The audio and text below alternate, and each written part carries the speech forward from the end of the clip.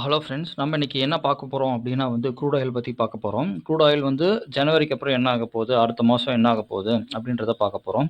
அதுக்கு நம்ம என்ன பண்ணணும் அப்படின்னா வந்து சப்ளை அண்ட் டிமாண்ட் பார்க்கணும். சப்ளை அண்ட் டிமாண்ட் பார்க்கணும் அப்படின்னா வந்து எது வந்து கரெக்ட்டா இருக்கும் அப்படின்னா வந்து மார்க்கெட் ரெகுலேட்டர்ஸ பத்தி பார்த்தா தான் வந்து சப்ளை அண்ட் டிமாண்ட் வந்து தெரியும். மேல போகுமா, கீழ போகுமா அப்படின்னு சொல்லிட்டு. ஸோ அதனால நான் வந்து என்ன பண்ணியிருக்கேன் அப்படின்னா வந்து மார்க்கெட் ரெகுலேட்டர் க்ரூடுக்கு யார் அப்படின்னா வந்து ஒப்பெக்கும், ஒப்பெக் பிளஸும் தான் வந்து க்ரூடுக்கு வந்து மார்க்கெட் ரெகுலேட்டர்ஸ். ஸோ அவங்க என்ன பண்ணியிருக்காங்க அப்படின்னா வந்து ஒரு நியூஸ் ஒன்று வந்திருக்குது. என்ன அப்படின்னா வந்து oil output cuts from January by 5 லட்சம் பேரல்ஸ் பர் டே அப்படின்ற மாதிரி வந்து அவங்க போட்டிருக்காங்க. ஸோ இதனால என்ன அப்படின்னா வந்து ஜனவரிக்கு அப்புறம் வந்து அவுட்புட் கட்னா என்ன அர்த்தம் அப்படின்னா வந்து அவங்க வந்து ப்ரொடக்ஷனை கட் பண்ணுறாங்க. ஆயிலை வந்து மேனுஃபேக்சரிங் பண்ணுறதை வந்து கட் பண்ணுறாங்க. கொஞ்சம் கம்மியாக தான் ப்ரொடியூஸ் பண்ண போகிறாங்க அப்படின்னா என்ன அர்த்தம் அப்படின்னா வந்து அவங்க கம்மியாக ப்ரொடியூஸ் பண்ணுறதுனால வந்து டிமாண்ட் ஏறும் அப்படின்றது மட்டும் அவங்க இந்த மாதிரி ப்ரொஜெக்ட் பண்ணியிருக்காங்க. பட் ஆனால் அது அர்த்தம் கிடையாது.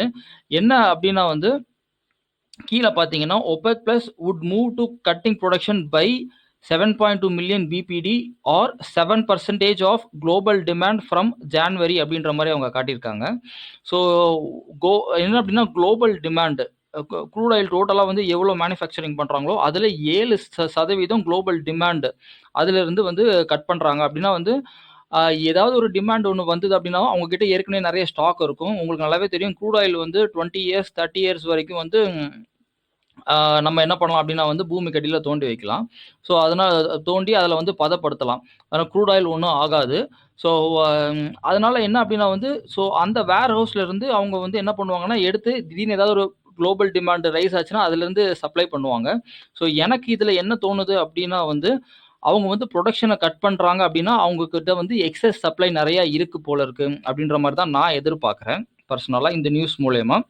ஏன்னா ப்ரொடக்ஷனை ஏன் கட் பண்ணுவாங்க, அவங்க கிட்ட எக்ஸ்ட்ராவாக வந்து நிறைய பேரல் இருக்கு. அதெல்லாம் வந்து எப்படியாவது மக்கள் கொஞ்சம் தள்ளணும், வெளியில தள்ளணும் அப்படின்னு நினைப்பாங்க. அதனால தான் இருக்கிற ஸ்டாக்ஸ் எல்லாம் வந்து வெளியே தள்ளுறதுக்காகத்தான் இந்த மாதிரி பண்றாங்களோ அப்படின்ற மாதிரி எனக்கு பர்சனலாக தோணுது. இது வந்து இந்த ஸ்டேட்மெண்ட் மூலயமா நான் உங்ககிட்ட சொல்ல வேண்டியது. அதுக்கப்புறம் என்ன அப்படின்னா வந்து இது உடனே நடக்குமா அப்படின்ற மாதிரி இருந்ததுன்னா அப்படி இல்லை. ஏன்னா நெக்ஸ்ட் மீட்டிங் எப்போ அப்படின்னா வந்து next OPEC meeting ministerial meeting reportedly set for January 4th வந்து சொல்லியிருக்கு. ஸோ நம்ம என்ன பண்ணணும் அப்படின்னா வந்து January 4th வரைக்கும், ஏன்னா இப்போ இவங்க வந்து அக்ரிமெண்ட் வந்து ஒத்துக்கிட்டாங்க இல்லையா. ஸோ இந்த அக்ரிமெண்ட் வந்து எப்போ எஃபெக்டிவாக இருக்குன்னா ஜனவரி மீட்டிங்கில் என்ன டிசைட் பண்ணுறாங்களோ அதை பொறுத்து தான் வந்து நம்ம வந்து பார்க்கணும். இந்த அதுவும் இல்லாமல் OPEC மெம்பர்ஸும் OPEC ப்ளஸும் அதுக்கப்புறம் அதில் இருக்கிற மினிஸ்டர்ஸும் வந்து அதில் பேசுவாங்க அப்படின்ற மாதிரி தான் அர்த்தம். ஸோ இதுதான் வந்து நியூஸ் சொல்கிறது. அதுக்கப்புறம் நம்ம என்ன பண்ணலாம் அப்படின்னா வந்து நம்ம வந்து இப்போ வந்து டெக்னிக்கல்ஸ் பற்றி பார்ப்போம். நான் இப்போ என்ன எடுத்து வச்சிருக்கேன் அப்படின்னா வந்து க்ரூட் ஆயில் இண்டெக்ஸ் எடுத்து வச்சிருக்கேன். க்ரூட் ஆயில் வாலட்டிலிட்டி இண்டெக்ஸு, அதுக்கு வந்து OVXன்னு பேர். அது வந்து 39.70 இருக்கு. ஸோ விக்ஸ் வந்து நம்ம கால்குலேட் பண்ணணும். க்ரூட் ஆயிலோட விக்ஸ் நம்ம கால்குலேட் பண்ணணும் அப்படின்னா வந்து ஸோ 39ல் இருக்கு. 39 டிவைடட் பை 3.46 எவ்வளோ வருதுன்னா 11ன்னு வருது ஆன்சர். என்ன அப்படின்னா வந்து வாலட்டிலிட்டி இண்டெக்ஸ்னா என்ன அர்த்தம் அப்படின்னா வந்து ஒரு வருஷத்துக்கான மூவ்மெண்ட் வந்து எவ்வளோ அப்படின்னா வந்து அதுதான் வந்து வாலட்டிலிட்டி இண்டெக்ஸ். 39%, 39.70 இந்த இடத்துல இருக்கிறது அப்படின்னா வந்து 39% வந்து மூவ்மெண்ட் வந்து கொடுக்கும் அப்படின்றது அர்த்தம். அது அப்படியே டிவைடட் பை 3.64 நம்ம போட்டோம் அப்படின்னா வந்து ஒரு மாசத்துக்கான மூவ்மெண்ட் வந்து எவ்வளவு கொடுக்கும் அப்படின்றது அர்த்தம். ஒரு மாசத்துக்கான மூவ்மெண்ட் வந்து 11% அப்படின்றது வந்திருக்குது. இப்போ அதுக்கப்புறம் என்ன எடுத்திருக்கேன் அப்படின்னா வந்து crude oil WTI futures. WTI ஃபியூச்சர்ஸ்னா எது அப்படின்னா வந்து யூஎஸோட மார்க்கெட்டு, அதாவது international crude oil benchmark அது. அதுக்கப்புறம் என்ன எடுத்து வச்சிருக்கேன் அப்படின்னா வந்து பிரெண்ட் ஆயில் எடுத்து வச்சிருக்கேன். பிரெண்ட் ஆயில் வந்து என்னன்னா வந்து யூஎஸ் ஆயில் வாங்காதவங்க வந்து பிரெண்ட் ஆயில் வாங்கிக்கலாம். இது வந்து லண்டன் மார்க்கெட்டோடது. அதுக்கப்புறம் வந்து என்ன அப்படின்னா வந்து க்ரூட் ஆயில் WTI ஃபியூச்சர்ஸ் நம்ம மார்க்கெட் எடுத்து வச்சிருக்கேன். நம்ம மார்க்கெட் எது அப்படின்னா வந்து MCG BC1. அது எவ்வளோ ரேட்டில் போகுது அப்படின்னா 3472. ஸோ க்ரூட் ஆயிலை வந்து மந்த்லியில் ட்ரேட் பண்ணோம்னா இந்த 4த்தையும் வந்து நம்ம பார்க்கணும். டெய்லியில் ட்ரேட் பண்ணோம்னா கூட இதை 4த்தையும் பார்க்கணும். ஸோ அதனால தான் வந்து எப்பவுமே க்ரூட் ஆயில் ட்ரேடர்ஸ் வந்து இதை வந்து இந்த 4 விஷயத்தையும் வந்து கண்டினியூஸாக வாட்ச் பண்ணிகிட்டே இருப்பாங்க. இதுதான் வந்து அதுக்காக தான் இதை நான் காட்டியிருக்கேன். அடுத்தது என்ன அப்படின்னா வந்து நம்ம வந்து மந்த்லி சார்ட்டில் எப்படி இருக்குது அப்படின்றது நம்ம க்ரூட் ஆயிலில் போய் பார்ப்போம். மந்த்லி சார்ட்ல க்ரூட் ஆயில் வந்து எவ்வளோ ட்ரேட் ஆகிட்டு இருக்கு. இது வந்து நம்ம மார்க்கெட்டு எம்சிஜி BC1 மேலே பார்த்தீங்கன்னா. ஓகே, எம்சிஜி BC1 இது வந்து 3377 வந்து ட்ரேட் ஆகிட்டு இருக்கு. இன்னைக்கு டேட் என்ன அப்படின்ற மாதிரி பார்த்தீங்கன்னா வந்து December 11.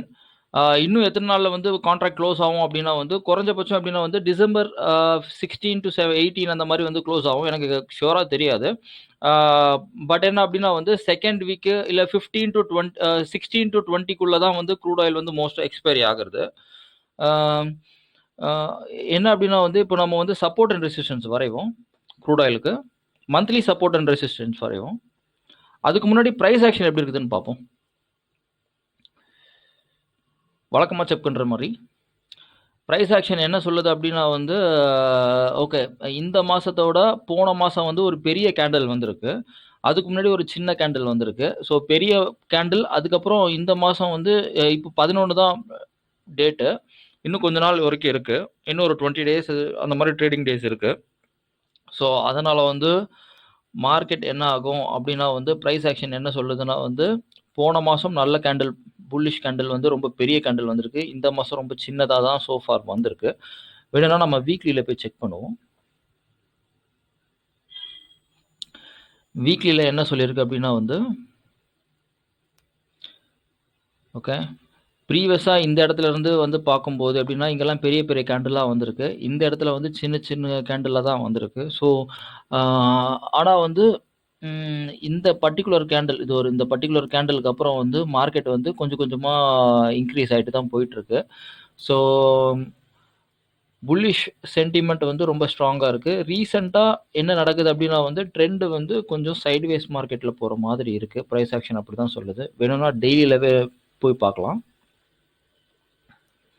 ப்ரைஸ் ஆக்ஷன் டெய்லியில் என்ன சொல்லுது அப்படின்னா வந்து கேண்டில் வந்து ரொம்ப பெருசாக தான் வந்துட்டுருக்கு. ஒன்றும் பெரிய அந்த அளவுக்கு ஒன்றும் பெரிய ப்ராப்ளம் இல்லை கேண்டில் எல்லாமே.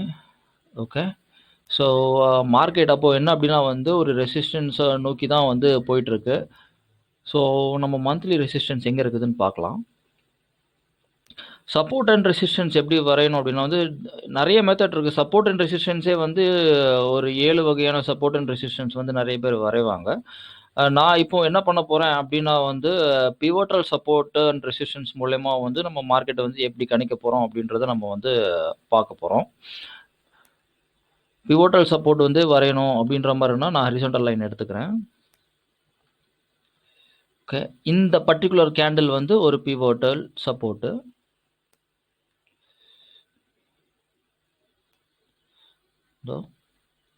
இது அடுத்தது நம்ம என்ன பார்க்க போகிறோம் அப்படின்னா வந்து ரெசிஸ்டன்ஸ் வரையணும். சப்போர்ட் வரைஞ்சாச்சு. அதனால் வச்சுக்கோங்க, இது வந்து pivotal support and pivotal resistance. So pivotal resistance வந்து எங்கே வரையலாம் அப்படின்னா வந்து இந்த பர்டிகுலர் கேண்டல்லாம் வரையலாம். இங்கே ஒரு ரெசிஸ்டன்ஸ் ஒன்று இருக்குது. இதுதான் வந்து demand and supply zone, recent demand and supply zone monthly சார்ட்டில். ஸோ மார்க்கெட் வந்து என்ன பண்ணும் அப்படின்னா வந்து மேலே போச்சுன்னா எவ்வளோ வரைக்கும் போகிறதுக்கான வாய்ப்பு இருக்குன்னா 3821 வரைக்கும் போகிறதுக்கான சான்சஸ் இருக்குது. ஸ்ட்ராங்கஸ்ட் சப்போர்ட் எவ்வளோ அப்படின்னா வந்து 3200 வரைக்கும் இருக்குது. வேறு ஏதாவது நடுவில் வந்து ஏதாவது ஒரு சப்போர்ட் ஏதாவது இது வந்து மந்த்லி சப்போர்ட்டு, மந்த்லி கிராஃபில் வந்து நான் போட்டிருக்கேன். வேறு ஏதாவது சப்போர்ட் ஏதாவது நடுவில் ரெசிஸ்டன்ஸ் ஏதாவது வரைய முடியுமா அப்படின்றத பார்ப்போம். ஓகே ஓகே, மந்த்லியில் எதுவுமே கிடையாது. நம்ம வீக்லியில் போய் செக் பண்ணலாம்.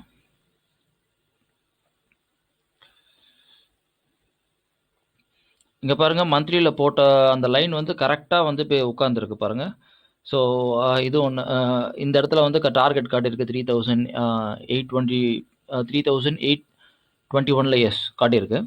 அதுக்கப்புறம் என்ன அப்படின்னா வந்து வீக்லியில் வந்து ஏதாவது ஒரு ரிவர்சல் பாயிண்ட், ஏதாவது ஒரு டார்கெட், ஏதாவது ரெசிஸ்டன்ஸ் ஏதாவது இருக்கும் அப்படின்றத பார்ப்போம். சப்போர்ட் அண்ட் ரெசிஸ்டன்ஸ் ட்ரேடர்ஸ்னால் வேறு ஒன்றும் இல்லைங்க.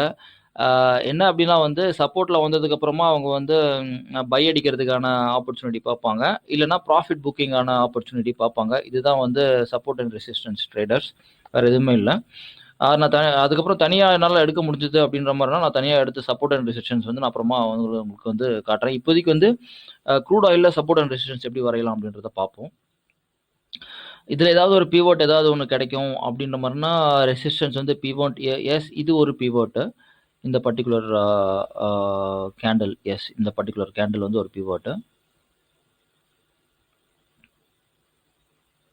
ஓகே எஸ் அதை வந்து நம்ம என்ன பண்ண போகிறோம் அப்படின்னா வந்து ஹரிசாண்டல் லைன் போட்டு அதையும் நம்ம போட்டுக்கலாம். ஓகே ஸோ இதுதான் வீக்லி ரெசிஸ்டன்ஸ் வந்து சொல்கிறது. அப்போது மார்க்கெட் எவ்வளோ தூரம் வரைக்கும் போகிறதுக்கு சான்சஸ் இருக்குது அப்படின்னா வந்து டிமாண்ட் அண்ட் சப்ளை ஜோன் எவ்வளோ இந்த இடத்துல வரைக்கும் வருது அப்படின்ற மாதிரி இருந்ததுன்னா வேணும்னா நம்ம வந்து ஒரு ரெக்டாங்கிள் வேணால் போட்டு பார்த்துக்கலாம். ஸோ இந்த ஸ்பாட்டு தான் வந்து க்ரூடுக்கு வந்து ஒரு crucial point, demand and supply zone. இந்த இடத்துக்கு வந்து டச் பண்ணிட்டு தான் வந்து மார்க்கெட் வந்து ரிவர்ஸ் ஆகிற மாதிரி. நான் வந்து ஜனவரிக்கு அப்புறம் மேபி அவங்க சப்ளை ஸ்டார்ட் பண்ணுவாங்கன்னு சொன்னேன் இல்லையா? ஸோ அதனால் இந்த பொசிஷனுக்கு வந்துட்டு தான் மார்க்கெட் வந்து கீழே போகிற மாதிரி எனக்கு தெரியுது. ஸோ அப்போ மார்க்கெட் என்ன பண்ணும் அப்படின்னா இந்த இடத்துல இருக்கு இல்லையா? ஸோ ஜனவரிக்கு அப்புறம் மார்க்கெட் வந்து இவ்வளோ தூரம் போகலாம். இவ்வளோ தூரம் போயிட்டு அதுக்கப்புறமா வந்து மார்க்கெட் வந்து கீழே இறங்குற மாதிரி இருக்கும்.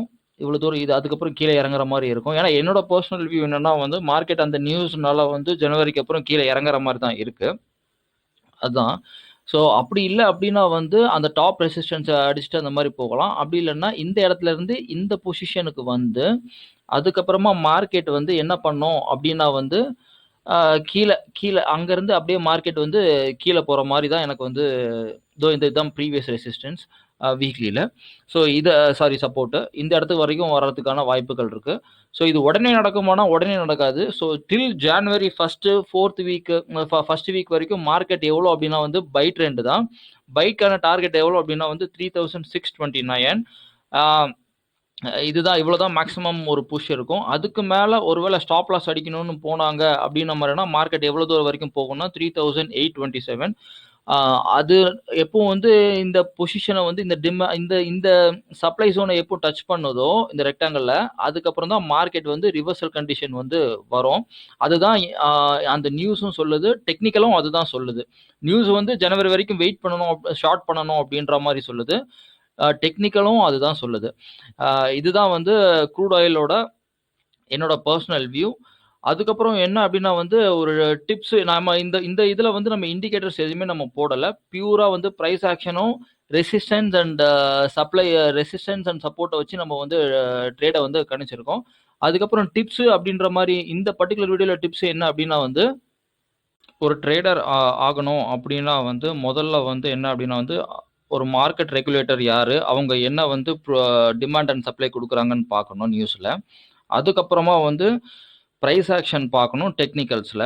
அதுக்கப்புறமா வந்து சப்போர்ட் அண்ட் ரெசிஸ்டன்ஸ் வரைஞ்சிட்டு அதுக்கப்புறம் டிமாண்ட் அண்ட் சப்ளையை நம்ம வந்து பார்க்கணும். அதுக்கப்புறம் என்ன பண்ணணும் அப்படின்னா வந்து என்ன அப்படின்னா இண்டிகேட்டர்ஸ் யூஸ் பண்ணி நம்ம வந்து ட்ரேட் எடுக்கிறதுக்கு ரெடி ஆகணும். ஸோ இந்த 4த்தையும் நம்ம பண்ணால் மட்டும்தான் வந்து நம்ம வந்து ஒரு ட்ரேடராக வந்து ஆக முடியும், மார்க்கெட்டில் பணம் பார்க்க முடியும். ஸோ இந்த 4 குவாலிட்டிஸும் பார்க்கல அப்படின்னா வந்து நம்மளால் ட்ரேட் பண்ண முடியாது. நல்லா ஞாபகம் வச்சுக்கோங்க. ஃபஸ்ட்டு வந்து என்ன அப்படின்னா வந்து producer and consumer market regulators பார்க்கணும். ரெண்டாவது நம்ம இந்த வீடியோவில் என்ன நடந்ததோ அந்த ஃப்ளோவை நீங்கள் அப்படியே கடைப்பிடிச்சிங்க அப்படின்னா வந்து உங்களுக்கு வந்து நீங்கள் வந்து ஒரு ட்ரேடராக சீக்கிரமாக வந்து உருவெடுக்கலாம். இதுதான். ரெண்டாவது என்ன பண்ணோம் அப்படின்னா இதோட இண்டெக்ஸ்லாம் என்னென்ன அப்படின்றத பார்த்தோம், விக்ஸை பார்த்தோம். மூணாவது என்ன பண்ணோம் அப்படின்னா வந்து இந்த வீடியோவில் வந்து நம்ம வந்து ப்ரைஸ் ஆக்ஷன் பார்த்தோம் மந்த்லி. அதுக்கப்புறம் வந்து நம்ம சப்போர்ட் அண்ட் ரெசிஸ்டன்ஸை போட்டு நம்ம இது பண்ணோம்.